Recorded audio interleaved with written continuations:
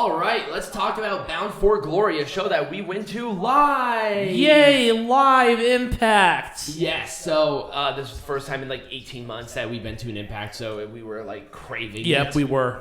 And it was a packed house. Like, they had a line out the door. It was crazy. So, let's talk about the first match, which is for the inaugural Impact Digital Media Championship. So, number one, this belt is tiny. It is. It's a really small belt. So it was John Skyler, Crazy Steve, Fallah, Bahh, Jordynne Grace, Chelsea Green, and Madison Rayne replacing Tenille Dashwood. I do not know why she was replaced. Because I think Tenille got injured. Really? Yes. Oh, I don't know when that happened. So that happened on Impact when they did their previous tapings, I believe. Oh, okay. So here's the thing. This match actually exceeded my expectations of how this was going to be. It wasn't a bad opening match. No. Well, this was actually a pre-show. This was Countdown to Glory. So, but it was the opening match for the show itself because we were there live. It was a good feeler match. It really was. They really gauged it, and everybody in this match made this title at least feel somewhat important. Yeah. And Jordynne Grace won with the Grace driver to Skyler because Jordynne Grace is awesome. Yep. And I think it's a perfect person to put it on, even though I chose Fallah Bahh. Right. But Jordynne Grace is one of the more legitimate athletes. I mean, all of them are legitimate, but Jordynne Grace was like on a different level. Yeah. As an athlete in this match. So overall, I did like the match. I thought it was a good little opener. Yeah. You know. Yep. Nothing too special, nothing too, impressive, but whatever. All right, let's make this shit majestic again. Here's the one thing that I would have said that would have made this a little bit better. I would have had Josh Alexander do a little bit more to Moose during the match. No. No? No. You really think the one move, pin 1, 2, 3, was better than him working his way up? Like the chaos and everything happening. Yeah, we don't need to have another match. Not a long match. Could have been like a minute, 20 seconds or something, and everything would have been fine. No, it was perfect. Right in front of the family, too, and that makes the pain extra special. I don't know. No. I feel like that would have been different. No. We're going to save that for our next event, Turning Point. We're going to save that match for Turning Point. Yes. Also, we got tickets to the Turning Point, so we'll be talking about that. And we're going to be front row. Now, with Hard to Kill, do you think there's going to be a three-way with Christian, Alexander, and Moose? Maybe. Not sure. I'm not 100% sure. But I can see that. But I know that Christian is going to take some time off. He's going to take some time off? I think so, because he has that shoulder... He had the shoulder tape. Oh, yeah, he had the shoulder tape. Yeah, I did see that. So he's probably going to nurse that back to health. Right. It was probably good enough to at least do this. Give him a couple of weeks. Yep. No problem. Yeah. Not a problem. I wouldn't have booked this anything different. Not a 0.0% difference. Nope. Nothing. Nothing. An amazing match. I would have done... The Good Brothers were I would have done a little bit more build to a match like this. I think that... This was literally booked like 2 days before the event. It was. Which wasn't bad, and then they tried to build a storyline around it. I think that it's time for the Good Brothers to kind of move forward with different people. Yes. Though. This was definitely like a filler because everyone was involved in other things. Right. And, Finn Juice, they were involved with Bullet Club. Why are they going for the tag team belts?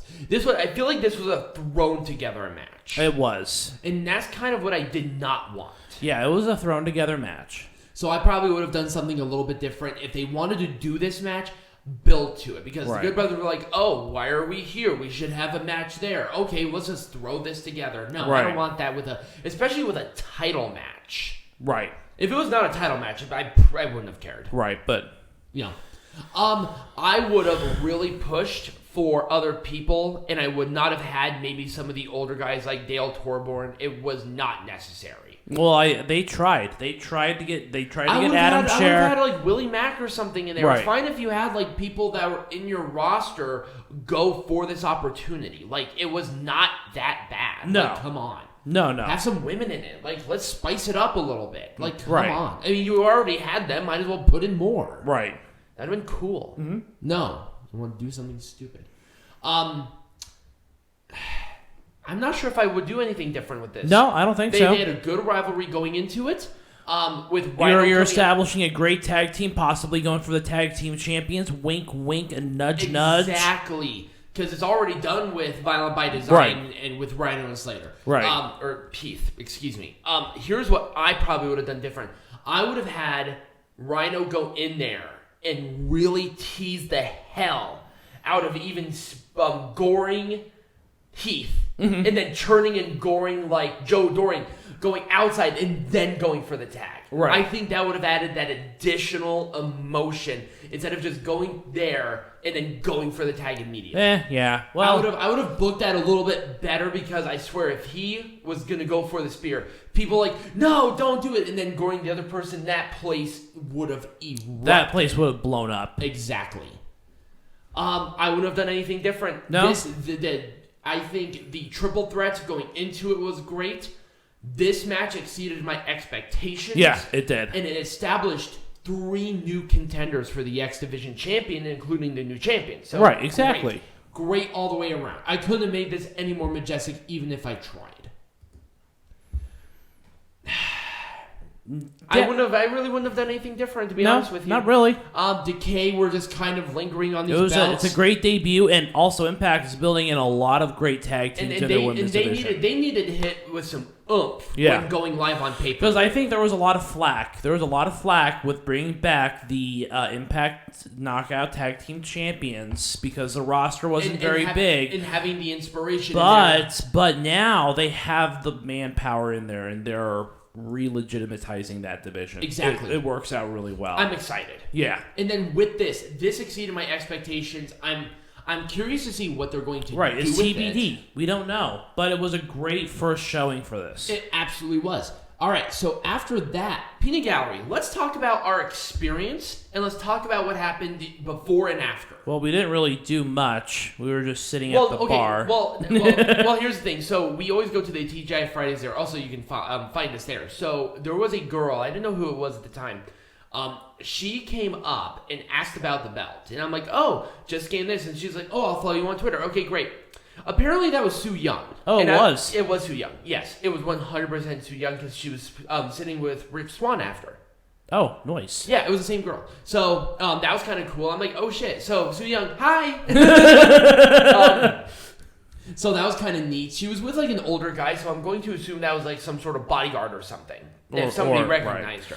Anyways, so let's see. Who did we have there? Well, there was Heath, there was Rhino, there was Jordynne, there was oh my god, there were so many people. There were a lot of people. So we were there was Josh Matthews and Madison Rayne were there. They always go to TGI. Yep.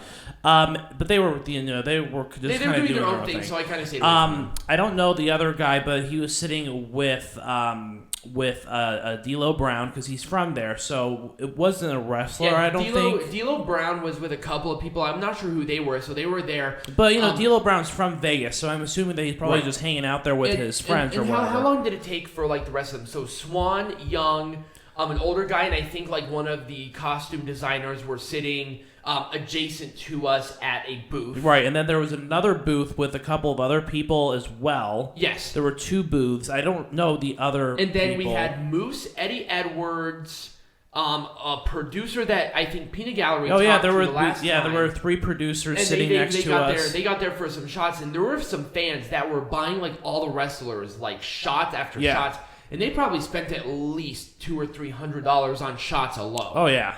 They were rocking and rolling on those, but there was a lot of energy. It was a lot of fun. Oh, and then Mickie James, Gail Kim, Alicia Edwards, and I think 2 other women came in a little bit after them. So, this kind of transitioned into maybe about an hour and a half, 2 hours after the show.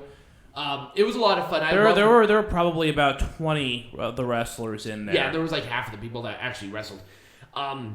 It was a lot of fun. I always enjoy going there and sitting with the wrestlers, and sometimes they'll talk to you, sometimes they don't. There was a guy that was sitting next to me that had nothing to do with it, but he was, very happy and cheerful and friendly. So, anyways, we had a good experience. If you live in the Vegas area, or if you have the opportunity to go to it, go to it. It's a lot of fun. It is. We're going to be there at Turning Point, and we'll be doing what we did this last time. We'll be sitting front row. We go to TGI Fridays before. We'll usually do like a beer or 2 and an appetizer, go to the show, and come back and do full dinner. So, and this was later because they were competing with Dynamite. Right, they had to do the show after Dynamite. So they did the show like an hour later. So it was like 10 o'clock by the time we got out. Yeah. So anyways, what are we going to be talking about next week? Next week we are going to be doing our full review on. Well, we're doing part 1. No, there's only room for one part because there's a pay-per-view event on the 7th that we have to do. Oh, that's right. So we are going to be doing the entire season of Dark Side of the Ring. There's no heckling. There's no history lesson. We're just going to do our review of the Dark Side of the Ring, and we're going to break it out into bite-sized little pieces. Because it's partially a discussion with heckling, and it's partially history. Exactly. So why would you need anything more than that? And there's nothing happening next week as far as pay-per-views go. Now, we're not being lazy. The only reason we did not do a heckling or a wrestling this time because we went to Bound for Glory. Yep. And we left like 2 hours before the show, so we ate up a lot of the time that we usually do that. Right. So. And I think we had a pretty full show too. Mm-hmm. So like I said, next week, Yeah, so we'll do all of Dark Side of the Ring. So if you guys did enjoy this, remember to like, subscribe, follow us. Let us know what you thought.